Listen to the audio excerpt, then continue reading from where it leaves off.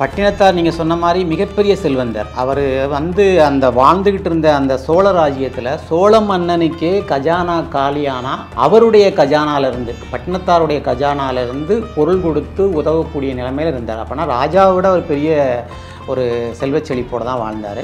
ஆனால் அவரை ஒரே ஒரு ஒற்றை வரி தான் அவரை துறவு செய்வதற்காக மாற்றியது. இப்பொழுது சொல், இப்போது கூட உன்னுடைய குற்றத்தை ஒப்புக்கொண்டாய் என்றால் உனக்கு விடுதலை என்ற பிறகு அவர் சொல்கிறார், என் செயலாவது யாதொன்றும் இல்லை, பிறப்பதற்கு முன் செய்த தீவினையோ இங்கனே வந்து மூண்டது. ஆனால் நான் ஏதோ முற்பிறப்பில் தப்பு பண்ணியிருக்கேன் போல இருக்கு, அந்த தப்புடைய பலனை இப்போ நான் அனுபவிக்கிறேன். கணக்கு பிள்ளை அவர் சொல்கிறார், நீங்கள் இப்படி போயிட்டீங்கன்னா இந்த சொத்து பத்துகளெல்லாம் யார் பாதுகாக்கிறது அப்படின்னு கேட்கும்போது அதை எல்லாத்தையும் அள்ளி தெருவில் போடுன்னு சொன்னார். அவர் நிறைய சவால்கள் இருந்து துறவு மேற்கொள்ளக்கூடாதுன்னு அதையெல்லாம் ஓவர் கம் பண்ணி தான் வந்தார். ஒரு வீட்டில் ஒருத்தர் இறந்துட்டார், ஒரு வயசானவர் இறந்துட்டார். அந்த இறந்தவர் முன்னாடி இருந்து அவங்க குடும்பத்தில் உள்ளவங்க எல்லாரும் அழுதுகிட்டு இருக்கிறாங்க. இவரும் போய் கூட இருந்து அழுகுறாரு. நம்ம அப்பாவுக்கு இவர் ரொம்ப தெரிஞ்சவராக இருப்பார் போலக்கு, நீங்கள் துறவில்லை நீங்களே அழுகுறீங்க பார்த்தீங்களா, அப்போ எங்களுக்கு எவ்வளோ கவலை இருக்கும் அப்படின் போது அவர் சொன்னார், இல்லை செத்தவரை நினச்சினா அழலை, செத்து கிடக்கக்கூடிய இந்த பிணத்தருகே நாளைக்கு சாவ போகக்கூடிய பிணங்கள்லாம் நீங்கள் இருந்து அழுதுகிட்டு இருக்கீங்களே அதை நினச்சி நான் அழுதேன் அப்படின்னாராம்.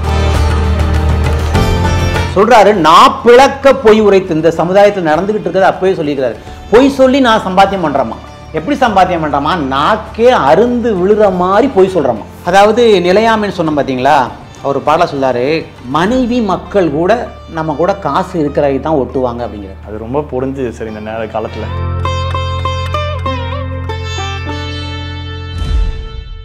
மின்னம்பலம் தமிழ் நேயர்களுக்கு அன்பு வணக்கம். இன்றைய சிறப்பு நேர்காணலில் நம்மோடு இணைந்திருக்கிறார் ரசாயன பொறியாளர் மற்றும் தமிழ் குறித்து பல்வேறு ஆய்வுகளை செய்து வருபவருமான மரியாதைக்குரிய பாஸ்கர் அவர்கள். வணக்கம் சார். வணக்கம் ஐயா. வணக்கம். ஒரு நாகரிகத்தில் நம்ம பார்த்தோம்னா வணிக சமூகம் அப்படின்றது ரொம்பவே ஒரு முக்கியத்துவம் வாய்ந்ததாக இருக்குது. அந்த அடிப்படையில் தமிழகத்தை பொறுத்த வரைக்கும் பட்டினத்தார் அப்படின்றவர் ரொம்ப முக்கியமான ஒரு பங்களிப்பை செஞ்சுருக்காங்க. இந்த பட்டினத்தார் அப்படின்றவங்க யார், இவர்கள் பற்றிய ஒரு பின்னணி கொஞ்சம் சொல்லுங்கள் சார். ஆக்சுவலாக பட்டினத்தாருடைய இயற்பெயர் என்னென்னா திருவெண்காடர் தான் அவருடைய பேர். அவங்க பெற்றோரிட்ட பேர் திருவெண்காடர். ஆனால் அவர் அந்த வணிகம் செய்யக்கூடிய அந்த தொழிலில் ஈடுபட்டிருந்த காரணத்தினால் எல்லோரும் அவரை பட்டினத்தார் என்றே சொல்வார்கள். இன்னும் கடல் கடந்து சென்று வியாபாரங்களை செய்து தான் சார்ந்திருக்கக்கூடிய சமுதாயத்தில் அந்த தொழிலை செய்து இருந்த காரணத்தினால் அவருக்கு பட்டினத்தார் என்ற பெயர் வந்தது. ஆனால் அவருடைய இயற்பெயர் திருவெண்காடர். அந்த அவருடைய மரபு, அதாவது குலத்தொழிலே பார்த்தீர்கள் என்றால் வியாபாரம் செய்தல் தான் அவருக்கு தொழில். குறிப்பாக இப்போ பட்டினத்தார் ரொம்பவே ஒரு செல்வ செழிப்போடு இருக்கக்கூடிய ஒரு பின்னணியில் இருக்கிறவர். ஆனால் அதையெல்லாம் விட்டுட்டு அவர் ஏன் துறவு வாழ்க்கையை மேற்கொள்வதற்கான காரணம் என்ன சார்? பட்டினத்தார் நீங்கள் சொன்ன மாதிரி மிகப்பெரிய செல்வந்தர். அவர் அந்த வாழ்ந்துக்கிட்டு இருந்த அந்த சோழ ராஜ்யத்தில் சோழ மன்னனுக்கே கஜானா காலியானா அவருடைய கஜானாலிருந்து, பட்டினத்தாருடைய கஜானாலிருந்து பொருள் கொடுத்து உதவக்கூடிய நிலைமையில் இருந்தார். அப்போனா ராஜாவை விட ஒரு பெரிய ஒரு செல்வச் செழிப்போடு தான் வாழ்ந்தார். ஆனால் அவரை ஒரே ஒரு ஒற்றை வரி தான் அவரை துறவு செய்வதற்காக மாற்றியது. காதற்ற ஊசியும் வாராது கான் கடைவழிக்கே என்ற ஒரு வார்த்தை அவரை துறவு மேற்கொள்ள செய்தது. அந்த ஒரு வார்த்தை, இந்த உலகத்தில் எதுவும் நிலையானது அல்ல, காதில்லாத ஊசி கூட நாம் இறந்த பிறகு நம்மோடு வரப்போவதில்லை. காதில்லாத ஊசினா உங்களுக்கு தெரியும்னு நினைக்கிறேன். அந்த ஊசியில் ஓட்டை இருந்தால் தான் அந்த ஓட்டையில் நாம் நூல் கோர்த்து அதை தைக்க பயன்படுத்துவோம். அந்த ஓட்டை இல்லாத ஊசி நாம் எதுக்கும் பயன்படுத்த மாட்டோம் இல்லையா? அந்த ஓட்டை இல்லாத ஊசி கூட நாம் இறக்கும் பொழுது நம்மோடு வரப்போவதில்லை என்பதை உணர்ந்த மாத்திரத்திலேயே அந்த ஒற்றை சொல் அவரை துறவரம் மேற்கொள்ள செய்தது. துறவரத்திற்கான முதல் காரணம் இந்த ஒற்றை வரி தான். ஆனால் இன்னொரு கேள்வி என்னென்னா, இப்போது பணக்காரர்களாக இருக்கிறவங்க தான் இந்த துறவு அப்படின்ற ஒரு விஷயத்தை மேற்கொள்கிறாங்க இல்லையா? ஸோ அந்த மாதிரி தான் இந்த விஷயத்தை நம்ம பார்க்கணுமா, இல்லை இது எப்படி நம்ம புரிஞ்சுக்கணும்? இல்லை, முதல் முறையில் பார்த்தீங்கன்னா முதல்ல அவர் பணத்து மேலே அவ்வளவு ஈடுபாடு. அவருக்கு சம்பாத்தியம் பண்ணணும், கடல் கடந்து வணிகம் பண்ணணுங்கிறதுல அவருக்கு ரொம்ப ஈடுபாடு, பொருள் சேர்க்கணுங்கிற ரொம்ப ஈடுபாடு அவருக்கு. அதான் ராஜாவுக்கே பொருள் கொடுக்குறாருன்னா பாருங்கள், அவ்வளோ செல்வ செழிப்போடு இருந்துக்கிறார். அந்த செல்வங்களை எப்படி திரட்டுறாரு? வியாபாரம் பண்ணி திரட்டுறாரு. அப்போ அவருக்கு அவருடைய மகனாக பிறந்தவர் மருதவாணன் என்ற பெயர் கொண்ட சிவபெருமானே குழந்தையாக அவதாரம் செய்த அவருக்கு மகனாக பிறக்கிறார். அப்போ அந்த பையனையும் தன்னுடைய குலத்தொழிலான வணிகம் செய்வதற்காக கடல் கடந்து திரைக்கடல் ஓடியும் திரவியம் தேடி என்பதற்கு இடங்க அந்த பையனை அவர் அனுப்புகிறாரு. அந்த பையன் வந்து இவர் இவ்வளவு செல்வச் செழிப்போட இவர் இருக்கிறாரு, ப்ளஸ் வந்து இவர் வந்து பணத்து மேலே இவளுக்கு அவ்வளவு அதீதமான ஒரு பற்று இருக்கிறது, இவர் பிறந்த நோக்கம் வேற என்பதை அவருக்கு தெரியப்படுத்த வேண்டும் என்பதற்காக கடல் கடந்து வாணிகம் செய்வதற்காக அந்த சென்ற பையன் என்ன பண்ணுறான், கூட சேர்ந்தவங்களாம் பொன் பொருள் எல்லாம் திரட்டிட்டு வராங்க. அங்கேருந்து வாசனை திரவியங்கள், அகில், சந்தனம், மிளகு, ஏலம் இந்த மாதிரி பொருட்கள்லாம் எடுத்துகிட்டு வராங்க. ஆனால் இந்த பட்டினத்தாருடைய பையன் மட்டும் என்ன எடுத்துகிட்டு வந்தோம்னா வெறும் விறகு, அந்த விராட்டின்னு சொல்லுவாங்க, நம்ம எருகுன்னு சொல்லணும், நம்ம ஊரில் சொல்லுவோம், அது சாணத்தால் செய்யப்பட்ட அந்த எருகு, அப்புறம் உமி, இதுகளை கொண்டு வந்தானா. எல்லாரும் வந்து சொல்கிறாங்க, உங்கள் பையன் வந்து நாங்கள்லாம் பட்டினத்தார்ட்ட வந்து சொல்கிறாங்க, நாங்கள்லாம் இது கொண்டு வந்திருக்கோம், அகில் கொண்டு வந்திருக்கோம், நாங்கள் சந்தனம் கொண்டு வந்திருக்கோம், நாங்கள் வந்து தேக்கு கொண்டு வந்திருக்கிறோம், நாங்கள் ஏலம் கொண்டு வந்திருக்கோம்னு சொல்லும்பொழுது உங்கள் பையனுக்கு ஏதோ சித்தப்பிரமை பிடிச்சிட்டு போல இருக்குது, அவர் எருகை கொண்டு வந்திருக்கிறாரு, அவர் வந்து உமி தவிடெல்லாம் கொண்டு வந்திருக்காருன்னு சொல்கிறாங்க. அப்போ இவருக்கு பயங்கர கோவம் வருது. நம்ம எவ்வளோ பொருள் செலவு பண்ணி இவனை பொருள் ஈட்டுவதற்காக அனுப்புனா இவன் இப்படி வந்து செஞ்சுட்டு வந்து நிற்கிறான்னு சொல்லிட்டு கோவத்தில் என்ன பண்ணுறாரு, அவன் வந்து அந்த மூட்டை மூட்டையாக கொண்டு வந்து இறக்கி வச்சுட்டு பையன் வீட்டுக்கு போயிடுறான். இவர் கோவத்தில் அவன் கொண்டு வந்த அந்த விறகு, அந்த எருகை எடுத்து கீழே போட்டு உடைக்கிறாரு கோவத்தில். அப்படி உடைக்கும் போது அந்த அந்த அந்த விராட்டின்னு சொல்லக்கூடிய அந்த பொருள்லேருந்து பார்த்திங்கன்னா முத்துக்களும் பவளங்களும் சிதறுகின்றன. அதை பார்த்த மாத்திரத்தில் இவருக்கு ஐயோ நம்ம பையனை திட்டமே, நம்ம தெரியாமல் திட்டமேன்ட்டு பையனை ஆசுவாசப்படுத்த வேண்டும் என்பதற்காக வீட்டிற்கு விரைகிறார். ஆனால் வீட்டிற்கு விரைந்த பட்டினத்தாருக்கு காத்திருந்தது அதிர்ச்சி என்னவென்றால், அங்கே ஒரு சின்ன பெட்டியில் தன்னுடைய அம்மாவிடம் அந்த மருதவாணன் என்ற பையன், அப்பா வந்தால் இந்த பெட்டியை அவரிடம் கொடுத்து விடுங்கள், நான் வெளியில் செல்கின்றேன் என்று சொல்லிவிட்டு செல்கின்றான். அதோடு மறைந்து விடுகிறான் அவன். பட்டினத்தார் வந்து பையன் பெயரை சொல்லி அழைக்கின்றார். பட்டினத்தாருடைய மனைவியும் என்ன செய்கிறார்கள், இப்போ தான் உங்கள் பையன் வெளியில் போனான்னு சொல்லிட்டு அந்த பெட்டியை எடுத்து கொடுக்குறாங்க. அந்த பெட்டியை திறந்து பார்த்தா அதில் ஒரு காதில்லாத ஊசியும் ஒரு ஓலை நறுக்கு இருக்குது. அந்த ஓலை நறுக்கு எடுத்து படித்து பார்க்குறாரு. அதில் தான் எழுதியிருக்கு, காதற்ற ஊசியும் வாராது கான் கடைவழிக்கே. அந்த ஒற்றை சொல் அவருக்கு ஞானத்தை உருவாக்கியது. இந்த உலகத்தில் எதுவும் நிலையானதல்ல, இந்த பொன்பொருள் எதுவும் நம்மோடு வரப்போவதல்ல என்பதை உணர்ந்து கொண்ட மாத்திரத்திலேயே தான் அணிந்திருந்த ஆடை ஆபரணங்கள் அத்தனையும் துறந்து விட்டு கோவணதாரியாக வீட்டை விட்டு வெளியில் வந்தார். அதே போல் அவர் அந்த துறவு மேற்கொண்டதுக்கு அப்புறமாக அவரை பின்பற்றி நிறைய பேர் அவரை நோக்கி வந்திருந்தாங்களா சார்? குறிப்பாக துறவு மேற்கொள்றது, துறவு மேற்கொள்வதற்கு அவரை பின்பற்றி வந்தவர்கள் என்று சொன்னால் பத்ரகிரியார், அவருடைய சீடர். பத்ரகிரியார் ஒரு நாட்டுக்கு அரசர், மிகப்பெரிய உஜ்ஜய நாட்டுக்கு மிகப்பெரிய அரசர் அந்த பத்ரகிரியார். இவர் வந்து ஒரு தடவை அந்த நாட்டுக்கு போகிறார். அந்த நாட்டுக்கு போகும்பொழுது அங்கே இருக்கக்கூடிய ஒரு பிள்ளையார் கோவிலில் தங்கி நிஷ்டையில் இருந்துகிட்டு இருக்கிறாரு. அப்போ அந்த பத்ரகிரியாருடைய அரண்மனைக்கு திருட போகக்கூடிய திருடர்கள் என்ன செய்கிறாங்கன்னா, அந்த விநாயகர்கிட்ட வந்து சங்கல்பம் பண்ணுறாங்க. என்ன பண்ணுறாங்கன்னா, இன்றைக்கி நாங்கள் அரண்மனையில் திருட போகிறோம், நான் எந்த பிரச்சனையும் இல்லாமல் திருடிட்டோம்னா உனக்கு ஒரு பங்கு உண்டுன்னு சொல்கிறாங்க விநாயகருக்கு. தொழிலில் அவங்க நியாயமாக இருக்கிறாங்க. அதே மாதிரி அவங்க போய் திருடிட்டு வரும்போது என்ன பண்ணுறாங்க, ஒரு முத்து மாலையை எடுத்து அந்த விநாயகர் கழுத்தில் வீசிடுறாங்க. ஆனால் அது குறி தவறி போய் அங்கே உள்ளே இருக்கக்கூடிய அந்த பட்டினத்தார் கழுத்தில் போய் விழுந்துடுது. மறுநாள் காலையில் அரசபையில் வந்து களவு போய் விட்டதுங்கிற செய்தி தெரியுது. யார் களவு செய்தாங்கன்னு தேடி வர்றாங்க. வரும்போது இவர் இந்த கோயிலுக்குள்ளே இருக்கார், இவர் கழுத்தில் முத்து மாலை இருக்குது. இப்போ இவர் தான் திருடன் அப்படின்னு சொல்லிட்டு அவரை கொண்டு போய் அரசன் முன்னாடி நிறுத்துறாங்க. நீ தான் திருடினீங்களா அப்படின்னு கேட்கும்போது அவர் எதுக்கும் பதில் சொல்ல சிரிக்கிறார். எந்த பதிலும் சொல்ல மாட்டாங்கிறாரு. அவருடைய சிரிப்பு வந்து மன்னனுக்கு ரொம்ப கோபத்தை மூட்டுது.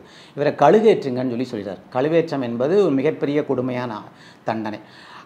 அதை கூட அவர் கவலைப்படவில்லை. கழுவேற்று போவதற்கு முன்பாக கூட கேட்கிறார்கள், இப்பொழுது சொல், இப்போது கூட உன்னுடைய குற்றத்தை ஒப்புக்கொண்டாய் என்றால் உனக்கு விடுதலை என்ற பிறகு அவர் சொல்கிறார், என் செயலாவது யாதொன்றும் இல்லை, பிறப்பதற்கு முன் செய்த தீவினையோ இங்கனே வந்து மூண்டது. இந்த ஊன் எடுத்த பின் செய்த தீவினை யாதொன்றும் இல்லை, பிறப்பதற்கு முன் செய்த தீவினையோ இங்கனே வந்து. நான் எந்த தப்பும் பண்ணலை, ஆனால் நான் ஏதோ முற்பிறப்பில் தப்பு பண்ணியிருக்கேன் போல இருக்கு, அந்த தப்புடைய பலனை இப்போ நான் அனுபவிக்கிறேன், அதனால் என்னால் எது ஆக போகிறது எதுவும் கிடையாது அப்படின்னு சொன்ன மாத்திரத்தில் இங்கனே வந்து மூண்டதுவே என்று சொன்ன மாத்திரத்திலே அந்த கழுகு மரம் அப்படி பற்றி தீப்பிடிச்சு எரியும். இந்த செய்தி மன்னனுக்கு தெரியுது. அப்போ நம்ம ஒரு மிகப்பெரிய ஒரு உண்மையான ஒரு மனிதரை வந்து நம்ம குற்றம் சாட்டப்பட்டு அவரை கழுவேற்றுவதற்காக தண்டனை கொடுத்து விட்டோம் என்பது அவர் மகான் என்பதை உணர்ந்து பத்ரகிரியார் என்ற அரசன் நம்முடைய பட்டினத்தார் காலில் வந்து விழுந்து அந்த கணமே அவரும் துறவு மேற்கொள்கிறார். ஆமாம், ஒரு மன்னரே வந்து நேரடியாக வந்து, ஏனென்றால் அவர் மிகப்பெரிய துறவி, நாம் தவறு செய்து விட்டோம். இன்னொன்று, அவருக்கும் அந்த நிலையாமை தத்துவம் புரிந்து விட்டது. அதனால் இந்த உலக வாழ்க்கை நிலையல்ல என்பதை உணர்ந்து கொண்ட பத்திரகிரியாரும் உடனடியாக பட்டினத்தாரை தொடர்ந்து துறவு மேற்கொண்டார். சார், பட்டினத்தார் வாழ்ந்த காலகட்டம் இது. சரினா இப்போ இந்தியாவில் நம்ம எடுத்துட்டோம்னா இந்த துறவம் அப்படின்ற விஷயம் வந்து இப்போ வட இந்தியாவில் வந்து புத்தர் வந்து மேற்கொண்டார் அப்படின்ற ஒரு விஷயம் சொல்லுவாங்க. அது எந்த காலகட்டத்தில் அவர் மேற்கொண்டிருந்தார் சார்? பட்டினத்தாருடைய அதாவது நிறைய கர்ண பரம்பரை செய்தின்னு சொல்லுவாங்க, அதாவது செவிவெளி செய்திகள்னு சொல்லுவாங்க. அதில் வந்து பார்த்தீங்கன்னா சில பேர் 10ஆம் நூற்றாண்டை சார்ந்தவர்னு சொல்கிறாங்க, சில பேர் 14ஆம் நூற்றாண்டை சார்ந்தவர் என்று சொல்கிறார். இந்த இடைப்பட்ட காலத்தில் தான் அவர் வாழ்ந்திருக்கிறார். ரொம்ப அந்த காலகட்டம்ன்றது எந்த மாதிரி இருந்தது சார் நம்ம தமிழ் சமூகத்தில்? ஏன்னா இப்போ துறவு அப்படின்ற ஒரு விஷயத்த முன்வைக்கிறாங்க அப்படின்னா அந்த காலகட்டத்தோடு நம்ம ஒப்பிட்டு பார்க்க வேண்டியதாக இருக்குது. அவருக்கு என்ன மாதிரியான சவால்கள் அந்த நேரத்தில் இருந்தது? அவர் துறவு மேற்கொண்ட சமயத்தில் பார்த்தீங்கன்னா எல்லாரும் அவரை வந்து, ஏன் நீங்கள் இவ்வளவு பெரிய மன்னனுக்கே கடன் கொடுக்கக்கூடியவங்க, நீங்கள் எதுக்கு இப்படி துறவு மேற்கொண்டீங்க, இதில் உங்களுக்கு தேவையான செய்தியா அப்படின்னு அவரை வந்து கேட்குறாங்க. ஏன் அவங்க வீட்டிலே எதிர்ப்பு. அவங்க அம்மா கேட்குறாங்க, உன்னை வந்து நாங்கள் ரொம்ப கஷ்டப்பட்டு வளர்த்தேன், அவங்க அப்பா சின்ன பிள்ளையிலே இறந்துட்டாரு, உன்னை நான் கஷ்டப்பட்டு வளர்த்தேன், நீ வந்து இப்போ வந்து துறவு மேற்கொள்கிறிய அப்படின்னு கேட்குறாங்க. அவங்க அம்மாவுக்கு ஒரு வாக்குறுதி கொடு. ஏன்னா அவங்க அம்மா கேட்குறாங்க, எனக்கு நீ ஒரே ஒரு பையன், ஆம்பளை பையன், நீ ஒரே ஒரு பையன், நான் இறந்துட்டோம்னா எனக்கு ஈமக்கிரியை யார் செய்வாங்க நீ துறவு மேற்கொண்டு விட்டால்? அப்போ அவங்க அம்மாவுக்கு ஒரு சத்தியம் பண்ணி கொடுக்குறாரு, எங்கு இருந்தாலும் உங்களுக்கு கடைசி காலத்தில் நான் செய்ய வேண்டிய காரியத்தை செய்வேன், அதுவரை இந்த ஊர் எல்லையை தாண்ட மாட்டேன் என்ற ஒரு வாக்குறுதியை கொடுத்து விட்டு, ஆனால் துறவு வாழ்க்கையை அவர் வந்து மறுக்கவில்லை. துறவு வாழ்க்கையை எவ்வளோ தடுத்து பார்க்குறாங்க அவங்க அம்மா, முடியாதுன்னு சொல்லிட்டார். மனைவி சொல்கிறாங்க, நீங்கள் இப்படி போகிறீங்களே, உங்களை நம்பி வந்த நான் என்ன பண்ணுவது என்று கேட்டபொழுது, இனிமேல் நீ சிவனை நாடியிரு, உனக்கு விதிக்கப்பட்ட விதி அதுதான் என்று சொல்லிவிட்டு அந்த துறவு நிலையிலிருந்து அவர் பின்வாங்கவில்லை. நான் துறவு மேற்கொள்வது எனக்கு விதிக்கப்பட்ட விதி, நான் செல்கின்றேன் என்று அந்த கணமே அந்த சவால்களையெல்லாம் விட்டு தான் வெளியில் வர்றார். வரும்போது கூட அவருடைய சேனாதிபதி வந்து சேந்தனார், அவருடைய கணக்கு பிள்ளை, அவர் வந்து சொல்கிறார், நீங்கள் இப்படி போயிட்டீங்கன்னா இந்த சொத்து பத்துகளெல்லாம் யார் பாதுகாக்கிறது அப்படின்னு கேட்கும்போது, அதை எல்லாத்தையும் அள்ளி தெருவில் போடுன்னு சொன்னார். அது என்னுடைய பொருளாக இருந்துன்னா அவனுக்கு கொடு இவனுக்கு கொடுன்னு சொல்லுவான். இப்போ நான் உங்களுக்கு ஒரு பொருளை கொடுக்கணும் அப்படின்னு ஒரு ஆளை விட்டு உங்களுக்கு கொடுக்க சொன்னோம்னா அது என்னுடைய பொருளுங்கிற ஒரு எண்ணம் எனக்குள்ளே இருக்குன்னு அர்த்தம். அவர் என்ன சொல்கிறாரு, அள்ளி தெருவில் போடு, யாருக்கு தேவையை எடுத்துகிட்டு போட்டோம். அப்போ பாருங்கள், அந்த பொருள் மேலே அவருக்கு பற்றுங்கிறதே இல்லை. ஒரு முறை ஒரு இடத்துல போய் இருக்கிறாரு, அந்த நாட்டை சார்ந்த ராஜாவே வர்றாரு, என்ன பட்டினத்தாரே நீங்கள் இந்த துறவு கூடத்தில் இருக்கிறீங்க, இந்த துறவு தேவையா உங்களுக்கு, இதனால் நீங்கள் கண்ட அனுபவம் என்னன்னு கேட்குறாரு அவர்கிட்ட. அப்போ பட்டினத்தார் கீழே உட்காந்துருக்கிறார், குப்பை தொட்டி பக்கத்தில் உட்காந்துருக்கிறாரு. ராஜா பல்லக்கில் வந்து இறங்குறாரு. இதனால் நீங்கள் கண்டது என்ன, உங்களுக்கு என்ன பயன்னு கேட்டபோது அவர் சொன்னார், இதனால் கண்ட பயன் என்னன்னு கேட்குறியா, நான் அமர நீ நிற்க அப்படின்னார். நான் முன்னாடி மாதிரி இருந்தால் ராஜா வந்தோடனே நான் எழுந்து நிற்கணும், இன்றைக்கி நான் துறவி ஆகிட்டேன், அதனால் நீ நின்றுக்கிட்டு இருக்கிற, நான் உட்கார்ந்துருக்கேன் பற்றியா, இதுதான் இந்த துறவின் மூலமாக நான் அடைந்த பயன்னு சொன்னார். அவர் நிறைய சவால்கள் இருந்தது துறவு மேற்கொள்ளக்கூடாதுன்னு, அதையெல்லாம் ஓவர் கம் பண்ணி தான் வந்தார். அதே மாதிரி பட்டினத்தார் எழுதிய பாடல்கள் நம்ம பார்த்தோம்னா, பூவுலகில் வாழ்வது போதுமா போன்ற வரிகள் வந்து விதவிதமான தத்துவங்கள் சொல்லுது. அதை நம்ம எப்படி புரிஞ்சுக்கிறது சார்? பொதுவாக அவர் வந்து நிலையாமை தத்துவத்தை சொல்கிறார். இந்த உலகத்தில் செல்வம் நிலையாமை, இளமை நிலையாமை, யாக்கை நிலையாமை, இது எல்லாமே சிறிது காலத்தில் மறையக்கூடியது. அவருடைய பாடலே ஒரு பாடல் சொல்லுது, தோன்றின மறையும் மறைந்தன தோன்றும். எதெல்லாம் இந்த உலகத்தில் தோன்றுதோ அது எல்லாம் ஒரு காலத்தில் நிச்சயமாக அதற்கு அழிவு என்பது உண்டு. தோன்றின மறையும் மறைந்தன தோன்றும், பிரிந்தன புணரும் புணர்ந்தன பிரியும், உணர்ந்தன மறையும் மறந்தன உணரும். இது எல்லாமே வாழ்க்கையினுடைய நிலையாமை தத்துவத்தை உருவாக்கக்கூடியது. ஆகவே இந்த உலகத்தில் எதுவுமே நிலையானது அல்ல என்பதை சொல்வதன் மூலமாகத்தான் அவருடைய பாடல்கள் எல்லாமே நமக்கு விளக்கத்தை கொடுக்கின்றன. செல்வம் நிலையாது, என்னைக்குனாலும் செல்வம் அழிஞ்சு போகும். இந்த இளமை அப்படியே இருக்குமா, 20 வயசில் ஒரு இளமை இருக்குது, 40 வயசில் ஒரு இளமை இருக்குது, அப்படி இளமை குறைஞ்சிக்கிட்டே தானே வருது. அப்போ அதுவும் நிலையானது அல்ல. அப்போ இந்த யாக்கை ஒரு காலத்தில் அழிய போகுது, இதுவும் நிலையானதல்ல. நிலையானது ஒன்று எது என்றால் இறைவனுடைய அருட்கருணை ஒன்று தான் நிலையானது. ஆகவே நிலையான பொருளை நாம் தேடி சொல்ல வேண்டும், இந்த நிலையற்ற பொருளோடு நம்முடைய வாழ்க்கையை அமைத்து கொள்ளக்கூடாது என்பதாகத்தான் அவருடைய பாடல்கள் எல்லாமே நமக்கு சுட்டி காட்டுங்க. அதே போல இப்போ இந்த எதுவுமே நிலையானது இல்லை அப்படின்னு நம்ம சொல்கிறோம். இதை தாண்டி வாழ்வியலுக்கு தேவையான அவருடைய தத்துவங்கள் எந்த அளவுக்கு பயன்படக்கூடிய ஒரு விஷயமா இருக்கு? அதாவது இப்போ பிறப்புண்டானால் இறப்புண்டு நிச்சயம் இல்லையா. ஒரு இடத்துக்கு போகிறாரு, ஒரு வீட்டில் ஒருத்தர் இறந்துட்டார், வயசானவர் இறந்துட்டார். அந்த இறந்தவர் முன்னாடி இருந்து அவங்க குடும்பத்தில் உள்ளவங்க எல்லாரும் அழுதுகிட்டு இருக்கிறாங்க. இவரும் போய் கூட இருந்து அழுகிறார். அப்போ அந்த வீட்டில் உள்ளவங்க நினைக்கிறாங்க நம்ம அப்பாவுக்கு இவர் ரொம்ப தெரிஞ்சவராக இருப்பார் போலக்கு, அதனால் துக்கம் தாங்காமல் அவரும் அழுகுறான்னு சொல்லிட்டு, என்ன சாமி நீங்கள் துறவி இல்லை, நீங்களே அழுகுறீங்க பார்த்தீங்களா, அப்போ எங்களுக்கு எவ்வளோ கவலை இருக்கும் அப்படின்போது அவர் சொன்னார், இல்லை செத்தவரை நினச்சி நான் அழலை, செத்து கிடக்கக்கூடிய இந்த பிணத்தருகே நாளைக்கு சாவ போகக்கூடிய பிணங்கள்லாம் நீங்கள் இருந்து அழுதுகிட்டு இருக்கீங்களே அதை நினச்சி நான் அழுதேன் அப்படின்னாராம். பத்தும் புகுந்து பிறந்து வளர்ந்து பட்டாடை சுட்டி முத்தும் பவளமும் பூண்டு ஓடி ஆடி முடித்த பிறந்து செத்து கிடக்கும் பிணமருகே இனி சாம்பிணங்கள் கத்தும் கணக்கண்ணகான் கைலாபுரி காலத்தியன்னு பாடுறார். என்ன சொல்றாருன்னா, இந்த தத்துவம் என்ன சொல்ல வருதுன்னா, இந்த உலகத்தில் பிறப்பு உண்டானால் இறப்பு உண்டு, இறந்து போன ஒரு உயிருக்காக நீங்கள் ஏன் அழணும், அது இயற்கை, பிறந்தால் இறந்து தான் ஆகும், அதை நீங்கள் புரிஞ்சுக்கோங்கிற வாழ்க்கை தத்துவத்தை நம்ம கொண்டு வந்து இந்த மாநிலத்திற்கு அவர் விதைக்கின்றார்.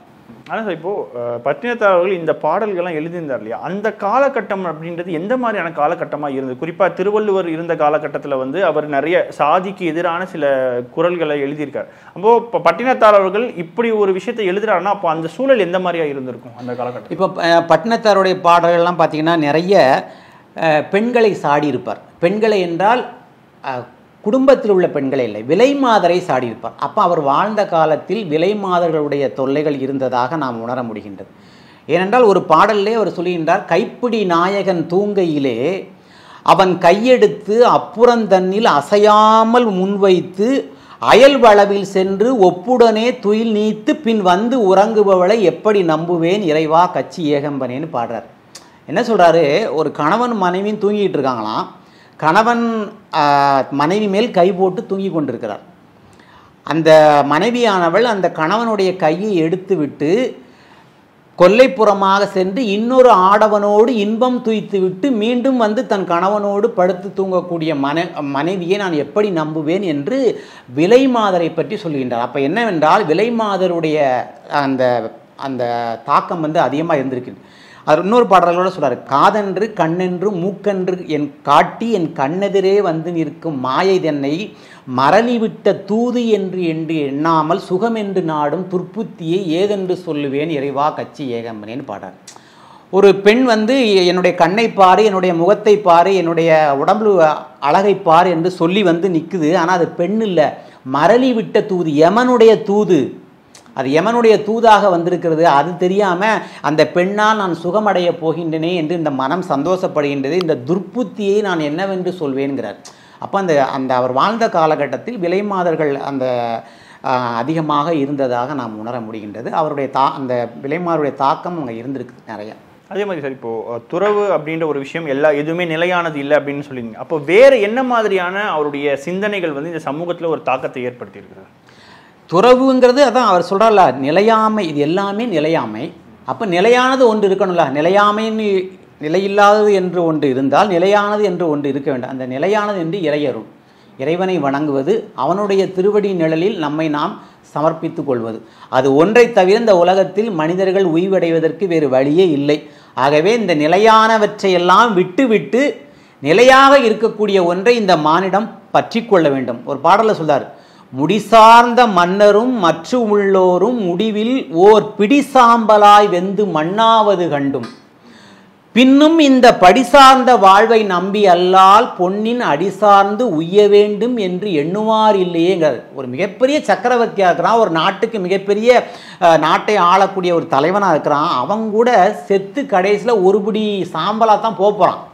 ஆனால் அது தெரிஞ்சும் கூட நம்ம சாம்பலாக போகிறோங்கிறது தெரிஞ்சும் கூட இன்னும் நம்ம இந்த நாட்டை ஆள வேண்டும், இந்த உலகத்தை ஆள வேண்டும் என்று போட்டி போட்டுக்கொண்டு பொன்பொருளோ பின்னாடி செல்லக்கூடிய உலகமாக இந்த மானுடம் இருக்கின்றதே, நிலையாக இருக்கக்கூடிய இறைவனுடைய திருவடியை நாடமாட்டேன் என்று இந்த மனமானது இதற் பின்னால் ஓடிக்கொண்டிருக்கின்றதே என்று வருத்தப்படுகிறார் அவர். ஆனால் சார் இப்போது அந்த காலத்திலேயே வந்து இப்படி ஒரு பாடலை பாடியிருக்காருன்னு போது அது இந்த காலத்தோட எப்படி வந்து ரொம்ப பொருந்தி போகிற விஷயம் தானே, பொருந்தி போகிற விஷயம். ஆனால் அதை உணர்ந்து கொள்ளக்கூடிய சூழலில் இல்லையே.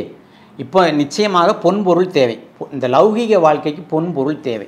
எல்லா அருளாளர்களும் பொன்பொருளை யாரும் எதிர்க்கவே இல்லை. நீங்கள் சுந்தரருடைய வரலாற்றை எடுத்துக்கொண்டால், நாயன்மார்கள் சுந்தரருடைய வரலாற்றை எடுத்துக்கொண்டால் அவர் பொன் கேட்கிறார் இறைவனிடம், பொன்னும் மெய்ப்பொருளும் தருவானேங்கிறார். எடுத்த உடனே பொன்னும் மெய்ப்பொருளும் தருவானே போகமும் திருவும் புணர்ப்பானே பின்னையன் பிள்ளைகள் பொறுப்பானே பிழையலாம் தவிர பணிப்பானே இன்ன தன்மையன் என்ற அறிவொன்னா எம்மானை எளிவந்த பிரானை அன்னம் வைகும் வயற் பழனத்தனி ஆரூரானை மறக்கலுமாமேங்கிற தேவாரத்தில் சுந்தர தேவாரத்தில் எடுத்த உடனே பொன்னைத்தான் கேட்குறாரு. அப்போ பொன் வாழ்க்கைக்கு தேவை, பொன் பொருள் தேவை. ஞானசம்பந்தருடைய பெருமாளுடைய வாழ்க்கை வரலாறு எடுத்துக்கிட்டாலும் அவரும் பொன் கேட்குறாரு. அப்போ பொன் தேவை. ஆனால் அந்த பொன் எப்படி சம்பாத்தியம் பண்ண வேண்டும், பொருளை எப்படி சம்பாத்தியம் பண்ண வேண்டும், அறவழியில் சம்பாத்தியம் பண்ண வேண்டும் சொல்கிறார் பட்டினத்தார். சொல்கிறாரு, நான் பிளக்க பொய் உரைத்து இந்த சமுதாயத்தில் நடந்துக்கிட்டு இருக்கிறது அப்போயே சொல்லிக்கிறாரு. பொய் சொல்லி நான் சம்பாத்தியம் பண்ணுறேம்மா. எப்படி சம்பாத்தியம் பண்ணுறோமா, நாக்கே அருந்து விழுற மாதிரி பொய் சொல்கிறோமா. நான் பிளக்க பொய் உரைத்து நவநிதியம் தேடி, நவநிதியம்னா மிகப்பெரிய செல்வங்களை தேடுறோமா. எப்படி பொய் சொல்லி ஃப்ராடு பண்ணி பித்தலாட்டம் பண்ணி சம்பாத்தியம் பண்ணுறோம். எப்போ 10ஆம் நூற்றாண்டுலேயே அவர் சொல்லியிருக்காரு. அப்பவும் அந்த மாதிரி ஆண்கள் இருந்ததுனால தான் அந்த அனுபவத்தை அவர் பதிவிடுறார் நமக்கு. நாப்பிளக்க பொய் உரைத்து நவநிதியம் தேடி நலனொன்றும் அறியாத நாரியரை கூடி பூப்பிளக்க வருகின்ற புற்றீசல் போல போலன கலகலன புதல்வர்களை பெறுவீர் காப்பதற்கும் வகையறியீர் கைவிடவும் மாட்டீர் கவர் பிளந்த மரத்துளையில் கால் நுழைத்து கொண்டே ஆப்பதனை அசைத்து விட்ட குரங்கதனை போல அகப்பட்டீர் கிடந்து உழல அகப்பட்டீரேங்கிறார். இந்த பாடல் என்ன சொல்லுதுன்னா, பொய் சொல்லி ஃப்ராடு பண்ணி பணம் சம்பாத்தியம் பண்ணுறோமா. அந்த வர்ற பணத்தை வச்சு தன்னுடைய வாழ்க்கைக்கு ஒரு துணையை தேர்ந்தெடுக்கிறோமா. அந்த துணையின் மூலமாக பல குழந்தைகளை பெற்றுக்கொள்கிறோமா. பெற்றுவிட்டு அந்த குழந்தையை காப்பாற்றவும் முடியலையாம், அதே சமயத்தில் கைவிடவும் முடியலையாம். பெற்ற பிள்ளைகளை எப்படி கைவிடுறது, கைவிடவும் முடியலையாம். கடைசியில் நம்மளுடைய வாழ்க்கை எப்படி அமைந்து கொள்ளுதான், இந்த மரத்தை பிளப்பதற்காக தச்சர்கள்லாம் ஆப்பு வைப்பாங்க. அந்த ஆப்பு வச்சு அடிக்க அடிக்க மரம் ரெண்டாக பிளக்கும். அந்த ஆப்பு வச்சு அடித்த இடத்துல குரங்கு போய் தன்னுடைய காலை மாட்டிக்கிச்சு. இப்போ கால் மாட்டிக்கிட்டுனா என்ன பண்ணணும், காலைத்தானே வெளியில் எடுக்கணும். இந்த குரங்கு விஷயம் தெரியாமல் ஆப்பை பிடிச்சி அசைச்சிருக்கு. ஆப்பை பிடிச்சி அசைச்சா என்ன ஆகும், ஆப்பு வெளியே வந்துடும், திருப்பி மரம் வந்து ஒன்றா ஒட்டிக்கும். அப்போ அது காலை அதுக்குள்ளே மாட்டிவிடும். அது மாதிரி நாம் மாட்டிக்கிட்டு முடிக்கிறோமா. எப்படி, பொய் சொல்லி பணம் சம்பாத்தியம் பண்ணி இந்த வாழ்க்கையெல்லாம் தேடின பிறகு நாம் இவ்வளோ கஷ்டப்பட்டுட்டு இருக்கிறோம். அப்போ இந்த வாழ்க்கை அவர் சொன்ன பாடல் இந்த சமுதாயத்திற்கு இப்பொழுது பொருந்துகிறது அல்லவா. நம்ம சம்பாத்தியம் பண்ணது எல்லாரையும் சொல்லவில்லை, நிறைய பேர் நியாயமான முறையில் சம்பாத்தியம் செய்கிறார்கள். தான் சம்பாத்தியம் பண்ண பொருளை அறவழியில் செலவு செய்கிறார்கள், அதில் மாற்றுக்கருத்தில்லை. ஆனால் பெரும்பாலானவர்கள் பொய் சொல்லி அதை அவர்கள் என்ன சொல்கிறார்கள், வியாபார யுக்திங்கிறாங்க. இது வந்து ப்ரொஃபஷனல் எத்திக்ஸ், பிஸ்னஸ் எத்திக்ஸுங்கிறாங்க. இது வந்து வியாபார தர்மம், இது நாங்கள் செஞ்சு தான் ஆகணும்.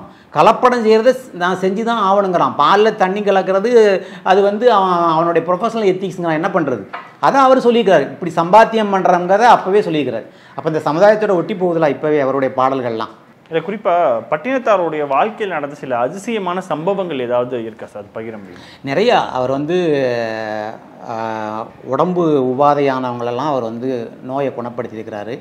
இறந்தவரையே பிழைக்க வச்சிருக்கிறாரு. நிறைய விஷயங்கள் அந்த மாதிரிலாம் சித்தாடல் நிறைய பண்ணியிருக்கிறார். ஆனால் வந்து அவர் அதை பிரபலமாக பண்ணலை. அதை ஒரு தொழிலாக எடுத்துக்கொண்டு என்ன எனக்கு இது தெரியும் எனக்கு அது தெரியும் நான் வந்து செத்தவங்களை பிழைக்க வைப்பேன் அப்படிலாம் செய்யலை. யாராவது ஒரு அந்த அவரால் இறந்துபட்டவரால் இந்த சமுதாயத்துக்கு ஏதாவது பயன் ஏற்படுமாக்கூடிய சூழல் இருந்தால் அவரையெல்லாம் பிழைக்க வச்சுக்கிறார். அந்த மாதிரி நிறைய விஷயங்கள் அவர் பண்ணியிருக்கிறார். நிறைய தர்ம காரியங்கள் பண்ணியிருக்கிறார். அவருடைய சொத்தையே பார்த்தீங்களா, அவருடைய சொத்தையை நீங்கள் அள்ளி திருவிழா போட்டு சொல்லிட்டாரு. மனைவிக்கு அவர் இட்ட கட்டளை என்ன தெரியுமா, இந்த இருக்கிற சொத்தையெல்லாம் வருகிற போகிற மக்களுக்கு இல்லை என்று சொல்லாமல் அவர்களுடைய வயிற்று பசியை நீ ஆற்ற வேண்டும். நீ செய்யக்கூடிய ஒரே உதவி எனக்கு, நீ செய்யக்கூடிய உதவி இதுதான். பொருட்களை எல்லாம் வாரி வாரி வழங்க வேண்டும். நான் சம்பாத்தியம் பண்ண பொருளெல்லாம் வாரி வாரி வழங்கணும். இதுதான் மனைவிக்கு கடைசியாக அவர் இட்ட கட்டளை. நிறைய அதிசயங்கள் பண்ணியிருக்கிறார். அவருடைய அந்த அவர் அதிசயம் பண்ணி தான் கடைசியில் ஜீவசமாதி ஆனார். திருவொற்றியூரில் தான் ஜீவசமாதி ஆனது. அவர் அதிசயம் பண்ணதே பார்த்தீங்கன்னா ஃபஸ்ட்டு திருவொற்றியூருக்கு வராரு. அவருக்கு முக்தி அங்கே தான் கிடைக்க போகுது. அவர் முக்தி கிடைக்கிறதுக்கு அடையாளமாக பேய்க்கரும்பு இனிக்கும், கரும்பு வந்து உனக்கு இனிக்கும்னு சொல்லி சிவபெருமான் அவருக்கு வந்து அசரீதியாக சொல்கிறாரு. அப்போ திருவொற்றியூரில் வரும்போது அவருக்கு பேய்க்கரும்பு இனிக்குது. அப்போ அவருக்கு தெரியுது நாம் வந்து முக்தி அடைய போகிறோன்னு சொல்லிட்டு அந்த கடற்கரையில் குழந்தைங்களாம் விளையாண்டுட்டு இருக்காங்க. அந்த குழந்தைங்களை கூப்பிட்டு அந்த கடற்கரை மணல் எடுத்து ஒரு பிடி எடுத்து அவங்களுக்கு கொடுக்குறாரு. அந்த குழந்தைங்க கையை விரித்து பார்க்குறாங்க, மிட்டாயாக இருக்குது. உடனே நான் தாத்தா வந்து என்னை சாலைன்னு சொல்லுவாங்க, அந்த சாலையில் வச்சு என்னை மூடுங்கிறாரு. அந்த குழந்தைங்க அந்த கூடையை போட்டு மூடுறாங்க. அப்புறம் பார்த்தா அவர் அங்கேருந்து வருவார். திருப்பி இன்னொரு இது வாட்டி அந்த குழந்தைங்களுக்கு அந்த கடற்கரை மணல் எடுத்து கொடுப்பாரு. வேறு தின்பண்டமாக மாறும். இப்படி 3வது வாட்டி அந்த அந்த சாலைக்குள் வச்சு மூடும்போது அந்த சாலையை திறந்து பார்க்கும்போது அங்கே சிவலிங்கமாக அவர் காட்சி கொடுக்குறார். இறைவனோடு 2 கலக்கிறார். இப்படி நிறைய அதிசயங்கள் அவர் பண்ணியிருக்கிறார். கடைசியாக ஜீவசமாதி ஆனதே அவர் இந்த அதிசயம் பண்ணி தான் ஆனார். அதே மாதிரி துறவமாக இருக்கட்டும், ஆன்மீகம், அப்புறம் வாழ்க்கையினுடைய ஆழம், இந்த மூன்றுத்தையுமே வந்து பட்டினத்தார் எப்படி ஒருங்கிணைக்கிறார்? அதாவது நிலையாமைன்னு சொன்னோம் பார்த்தீங்களா, அவர் பாடல சொல்றாரு, மனைவி மக்கள் கூட நம்ம கூட காசு இருக்கிறவங்க தான் ஒட்டுவாங்க அப்படிங்கிறார். அது ரொம்ப பொருந்துது சார் இந்த நேர காலத்தில். கட்டி அணைத்திடும் பெண்டீரும் மக்களும் காலத்தச்சன் வெட்டி முறிக்கும் மரத்தை போல் சரீரத்தை வீழ்த்தி விட்டால். எப்படி? கட்டி அணைத்திடும் பெண்டீரும் மக்களும், மனைவியை சொல்றாரு, மக்களும் காலத்தச்சன் வெட்டி முறிக்கும் மரத்தை போல் சரீரத்தை வீழ்த்தி விட்டால் கொட்டி முளைக்கி அழுவா, மயானம் குறுகி எட்டி ஒரு அடி வைப்பாரோ இறைவா கச்சி ஏகம்பனேங்கிறார். உன் கூட மனைவி வரப்போறது இல்லை, பிள்ளைகள் வரப்போதில்லை. எப்போ நீ மரத்தை வெட்டி போட்ட மாதிரி உன் சரீரம் கீழே விழுந்துட்டுன்னு வச்சுக்கேன், அத்தமும் வாழ்வும் அகத்து மட்டை, வெளி அம்போழுக மெத்திய மனைவியும் வீதி மட்டை, விம்மி விம்மி இரு கைத்தளம் மேல் வைத்தலும் மைந்தரும் சுடுகாடு மட்டை, பற்றி தொடரும் இருவினை பாவ புண்ணியம் இரண்டுமேங்கிறார். உன் கூட வரப்போகிறது எது தெரியுமா? உன் மனைவி தலையில் அடிச்சுட்டு அழுவாடா, உன் பிள்ளை அடிச்சுட்டு அழுவான், சுடுகாடு வரைக்கும் தான் வருவான், மனைவி தெருவோடு நின்றுவா, பிள்ளை சுடுகாடு வரைக்கும் வருவான், சுற்றத்தார் சுடுகாடு வரைக்கும் வருவாங்க, கடைசி வரைக்கும் உன் கூட வர்றது எது தெரியுமா? நீ செய்த அறமும் நல்ல காரியமும் பாவமும் புண்ணியமும் தான் உன்னை தேடி வருங்கிறார். அப்போ உறவுகள் கூட நம்ம கூட எதுவும் வரப்போறது இல்லை. அந்த உறவுகளை சொல்றாரு, குடம் கவிழ் நீருங்கிறார். குடத்திலிருந்து தண்ணீரை கவுத்துனா எவ்வளோ வேகமாக தண்ணீர் ஓடுமோ அது மாதிரி சொந்த பந்தம்லாம் ஓடிடுமா. பணம் இருக்கிற வரைக்கும் தான் நம்ம கூட ஒட்டுவோம். நாட்டமென்றே இரு சர்க்குரு பாதத்தை நம்பு, பொம்மலாட்டம் என்றே இரு பொல்லா உடலை, அடர்ந்த சந்தை கூட்டம் என்றே இரு சுற்றத்தை, வாழ்வை குடம் கவிழ் நீர் ஓட்டமென்றே இரு மனமே உனக்கு உபதேசம் இதே. உனக்கு நீ இறைவனுடைய திருவடியை பிடிச்சிக்க, அதுதான் உனக்கு நாட்டமாக இருக்கணும், அதில் தான் உனக்கு விருப்பமாக இருக்கணும். ஏன்னா சுற்றமும் இந்த செல்வமும் குடத்தை கவிழ்த்தின நீர் போல உன்னை விட்டு வேகமாக போயிருண்டா, இது நிலையானது அல்ல அப்படிங்கிறது இந்த இப்போ இருக்கிற சமுதாயத்தோட ஒட்டி சொல்கிறாருங்க. இப்போ எத்தனை இடத்துல பொருளுக்காக மனைவி கணவனை கொள்கிறான், கணவன் மனைவியை கொள்கிறான், பிள்ளை பெற்றோர்களை கொல்லுது. எத்தனை இடத்துல பார்க்குறோம்? பொருளுக்காக, ஒரு அற்ப சுகத்திற்காக தாய் தந்தையரை கொல்லக்கூடிய எத்தனையோ பிள்ளைகளை நாம் பார்க்கிறோம். எத்தனையோ கணவன் மனைவி இந்த பொருளுக்காக தன்னுடைய உயிரை மாய்த்து கொள்ளக்கூடிய சூழ்நிலையெல்லாம் பார்க்கலாம். இது எல்லாமே அவருடைய பாடல்களுடைய தாக்கம் தான். அதை எடுத்துக்காட்டுறார். இப்போ நடக்கிறத அவர் தீர்க்க தரிசிங்கிறதுனால அவர் அப்பவுமே எல்லாம் சொல்லி சென்றிருக்கார் நமக்கு. அதே மாதிரி இப்போது பட்டினத்தாருடைய பாடல்களை நம்ம பார்க்கும் பொழுது எந்த மாதிரியான புலனாய்வு அப்படின்றது தேவை சார்? அந்த பாடல்களில் நிறைய, எனக்கு தெரிஞ்ச வரைக்கும் பார்த்தீங்கன்னா பாடல்களில் புலனாய்வு என்பது இந்த வாழ்க்கை நிலையானது அல்லங்கிறதை மாறி மாறி அவர் சொல்லிக்கிட்டே வர்றார். ஒவ்வொரு பாடலையும் சொல்கிறார், வாழ்க்கை நிலையானதல்ல, உன்னுடைய சுற்றமும் நிலையானதல்ல, உன்னுடைய சுற்றங்கள் சொந்தக்காரங்களை சொல்கிறாரு, மனைவி மக்களையே சொல்லும்போது சொந்தக்காரங்களை ஏன் சொல்ல மாட்டார்? எதுவுமே நிலையானதல்ல. அப்போ எது நிலையானது என்பதை அவர் சொல்ல வர்றாருன்னா இறைவன் தான். அப்போ நம்ம அந்த பாதையில் நம்முடைய வாழ்க்கையை அமைத்து கொள்ள வேண்டும். அதை எப்படி அமைத்து கொள்ள வேண்டும் என்பது தான் நாம் புலனாய்வு செய்யக்கூடிய ஒரு விஷயமாக பட்டினத்தாருடைய பாடலில் நம்மால் பார்க்க முடிகிறது. இறுதியாக ஒரு கேள்வி வேணா, பட்டினத்தாருடைய பாடல்களை உங்களுக்கு அதிகமாக தாக்கம் ஏற்படுத்திய பாடல்னா எது? எனக்கு அதாவது இன்றைய காலகட்டத்தில் பெற்றோர்கள் பிள்ளைகளை எவ்வளவோ கஷ்டப்பட்டு முதுகெலும்புடைய பாடுபட்டு முழு வயறு காணாமல் தன்னுடைய பிள்ளைகளை வளர்க்கிறார்கள். அந்த பிள்ளைகளுடைய வளர்ச்சிக்காக தன்னுடைய வாழ்க்கையை தியாகம் செய்கிறார்கள். ஆனால் எத்தனை பிள்ளைகள் இன்று வளர்ந்து ஆளான பிறகு, ஒரு நல்ல வேலைக்கு வந்த பிறகு, கல்யாணம் செய்த பிறகு அந்த பெற்றோர்களை வைத்து பாதுகாக்கக்கூடிய சூழ்நிலை இருக்கிறார்கள்? இல்லை, மறந்து விடுகிறார்கள். எல்லாரையும் சொல்லவில்லை, பெரும்பாலான குடும்பத்தில் அதை நாம் பார்க்க முடிகின்றது. பெற்றோர்களை மறந்து விடுகிறார்கள். ஆனால் நீங்கள் பட்டினத்தாரை எடுத்துக்கொள்ளுங்கள். துறவி என்றால் துறவிக்கு எந்த ஆசபாசம் இருக்கிறது, அது எந்த உறவாக இருந்தாலும் வேண்டான்னு தான் சொல்லணும். ஆனால் பட்டினத்தாருக்கு அவங்க அம்மா மேலே இருந்த பாசம் போல. ஏன்னு கேளுங்களேன், பட்டினத்தாரை பற்றி தாய்மான சுவாமிகள் சொல்கிறாரு. தாய்மானவர் ஒரு சாமி, அவர் சொல்கிறாரு, ஒரு மகான் சொல்கிறாரு, பார் அனைத்தும் பொய்யெனவே பட்டினத்து பிள்ளையை போல் யாரும் துறக்கை அரிதுங்கிறார். பட்டினத்தாரை மாதிரி இந்த உலகத்தை ஒரு நொடியில் துறந்தவங்க யாருமே கிடையாது. ஏன்னா உடுத்தின ஆடையை களைஞ்சி போட்டுட்டு கோவணதாரியாக வெளியில் வந்தவர். அந்த துறவியால் கூட அம்மாவுடைய பாசத்தை திறக்க முடியலன்னு சொல்கிறார். அப்போ துறவினா எந்த பாசம் இருக்கக்கூடாதுல்ல, அவருக்கு அம்மா பாசம் இருந்திருக்கு, அதை மெய்ப்பித்து காட்டுறாரு. எப்படின்னா அவங்க அம்மாவுக்கு கொடுத்த வாக்குப்படி அவர் ஊருக்கு எல்லையில் இருக்கிறாரு, தவத்தில் இருக்கும்போது அவங்க அம்மா இறந்த செய்தி கிடைக்குது அவருக்கு. அவங்க அம்மா இறந்த செய்தி கிடைச்சோன்னே வேகமாக சுடுகாட்டுக்கு ஓடி வர்றார். இவர் வரதுக்கு முன்னாடியே அவங்க அம்மாவை என்ன பண்ணுறாங்க, அங்கே உள்ள கட்டைகள் அந்த ஊர் மக்கள்லாம் சேர்ந்து அடிக்கிறாங்க. அடுக்கின பிறகு அவருக்கு ஒரு மனசுக்குள்ளே ஒரு ஒரு ஒரு வருத்தமாக கூட இருந்துக்கலாம். ஏன்னா நம்ம அம்மாவை நம்ம கூட வச்சு பாதுகாக்கலை, நம்ம அம்மா நம்மகிட்ட கெஞ்சினா நீ துறவரம் மேற்கொள்ளக்கூடாதுன்னு சொல்லிட்டு. ஆனால் நம்ம அதையெல்லாம் பைபாஸ் பண்ணி தான் வந்தோம் துறவரம் பண்ணன்னு. நம்ம அம்மாவை நம்மளால் வச்சு பாதுகாக்க முடியலையேங்கிற ஒரு வருத்தம் அவருக்குள்ளே இருந்திருக்கு. அதெல்லாம் அவர் குமுறலாக சொல்கிறார் அந்த பாடலில். என்ன பண்ணுறாரு, அந்த மக்களை கூப்பிட்டு தயவுசெய்து, அதாவது இந்த என்னுடைய அம்மாவிற்கு நீங்கள் வைத்திருக்கக்கூடிய இந்த கட்டைகள் எல்லாம் முதுகை குத்தும், பிணத்துக்கு எங்கேயா முதுகு குத்துமா அது இறந்த பிறகு. ஆனால் அவர் அந்த அளவு நினைக்கிறார், அது வருத்தத்தை அவருக்கு ஒரு வருத்தத்தை உண்டு பண்ணுது. தயவுசெய்து இந்த கட்டைகளை எல்லாம் நீங்கள் எடுத்து விட்டு வாழைத்தண்டை கொண்டு வாருங்கன்னு சொல்கிறார். ஊர் மக்கள்லாம் அந்த கட்டையை எடுத்துகிட்டு அந்த வாழைத்தண்டை கொண்டு வந்து கொடுக்குறாங்க. வாழைத்தண்டு மேலே தன்னுடைய அம்மாவனுடைய உடம்பை கிடத்தி ஒரு 10 பாடல்கள் பாடுகின்றார். நிச்சயமாக இந்த பாடல்கள் எல்லாம் இன்றைய இளைய தலைமுறையினருக்கு சென்று சேர வேண்டிய பாடல்கள். பெற்றோர்கள் மீது எவ்வளவு மதிப்பு மரியாதை துறவிகள் கூட வைத்திருந்தார்கள், பற்றற்ற நிலையில் இருந்த துறவிகள் கூட எப்படி பற்றோடு இருந்தார்கள் பெற்றோர்கள் மீது என்பதை இன்றைய இளைஞர்கள் உணர்ந்து கொள்ள வேண்டும். அவர் பாடுறாரு, அவர் பாடினோடனே தீப்பிடிச்சு எரியுது, அவருடைய ஞானாக்கினியால் அது தீப்பிடிச்சு எரியுது. அந்த பாடல் சொல்றாரு, 2 திங்களாய் அங்கமெல்லாம் நொந்து பெற்று பையலென்ற போதே பரிந்தெடுத்து செய்ய இரு கைப்புறத்தில் ஏந்தி கனகமுலை தந்தாளை எப்பிறப்பில் காண்பேனினி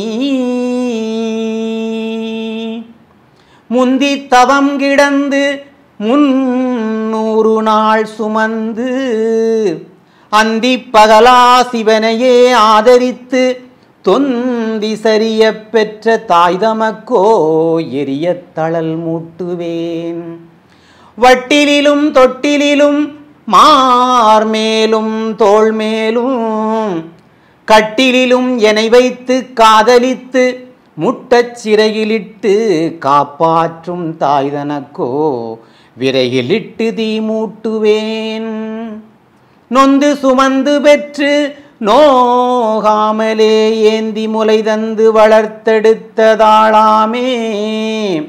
அந்தி பகலா என்னை கையிலே கொண்டு காப்பாற்றும் தாய்தனக்கோ மெய்யிலே தீ மூட்டுவேன்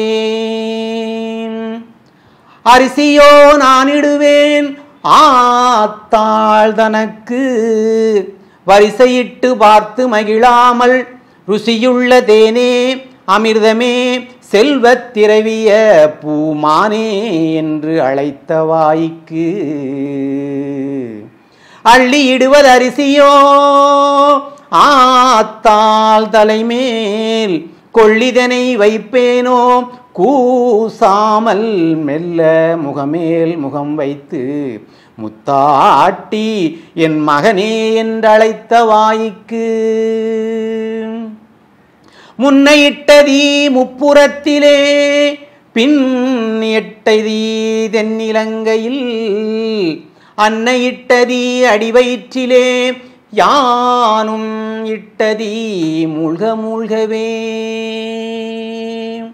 வெகுதே தீயதனில் வெந்து பொடி சாம்பலாகுதே பாவியேன் ஐயகோ மாகக் குருவி பரவாமல் கோதாட்டி கருதி வளர்த்தெடுத்த கை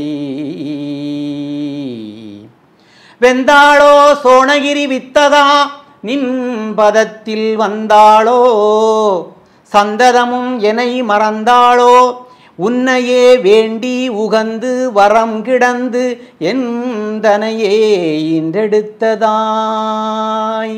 வீற்றிருந்தாள் அன்னை வீதிதனில் இருந்தாள் நேற்றிருந்தாள் இன்று வெந்து நீரானாள் எல்லீரும் பால் தெளிக்க வாருங்கள் ஏது என இறங்காமல் எல்லாம் சிவமயமேன்னு ஒரு 10 பாடல் பாடுற.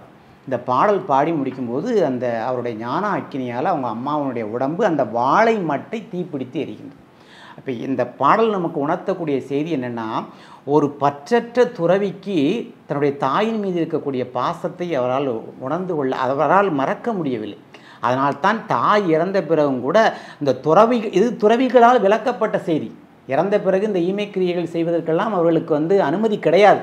ஆனாலும் அதையும் தாண்டி விட்டு தன்னுடைய தாய்க்காக செய்கின்றார் என்றால் இன்றைய இளைஞர்களுக்கு இந்த பாடல்கள்லாம் சென்று சேர வேண்டாமா?